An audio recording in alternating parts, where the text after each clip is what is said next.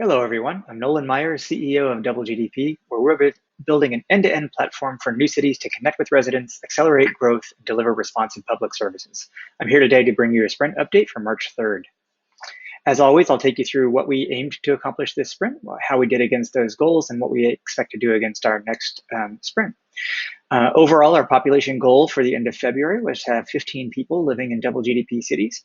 And in the product, we wanted to make progress against a financial engine, construction stages, and mapping and land registry. We also expected to move 3 new artists into our Artist in Residence program and select our first Hacker in Residence candidate. Unfortunately, we did not hit the population goal by the end of February. We had a last minute snag where a few people that we expected to move in were not able to move in by the end of February. However, as of this update of the sprint, we do have those people moving in.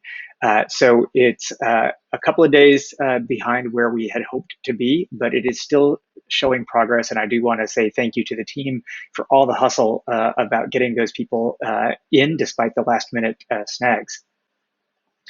In the product, we did make good progress against payment administration, where we now have a couple of different views for administrators to see how many payments are outstanding and how they're receiving money from their clients.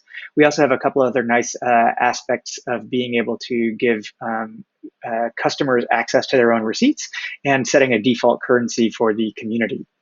On the mapping side, the big progress here is being able to edit properties and draw plot locations. There are a few other nice enhancements there, but it's really cool now that an administrator can go in and be able to assign a particular piece of land to a particular piece of plot, to a particular plot ID. And that just gives a lot of power to the administrators to be able to make sure that their database is up to date and accurate, and that they can correct things when they see problems. We also had some, going back a couple of slides, I wanted to call out that we had intended to make some progress against the construction stages in the application, and we didn't make. I'm not showing anything there because we have a couple of features that we rolled out there, but nothing that I think I want to highlight today. However, we did find that there were some other things that we needed to work on in this sprint, especially around bulk upload and merging of users. We had about 2,500 new users created by our client in this sprint, and that actually put some pressure on the system where we had to go in and make some upgrades there. This is exciting progress and shows that they are adopting double GDP more for marketing use cases, and that we're getting some traction there. So a welcome development, but a little bit of a change of plans from the sprint. In some of the other areas that we worked on in the sprint, we've taken our first articulation at being able to talk about our platform as a hub. And so I'm not going to go through this whole slide here, but yeah, we are working with potential new customers who really want to understand how double GDP fits in. And so we've done some work on trying to articulate a model of some core functionality that a city can access, the modules of double GDP that then might be built on that, and then ways that third parties might interact with either our modules, the core system, or be built directly on top of APIs within double GDP. This is growing increasingly important in our sales processes and the ways that we're exploring with new customers. And so it's great progress in this sprint.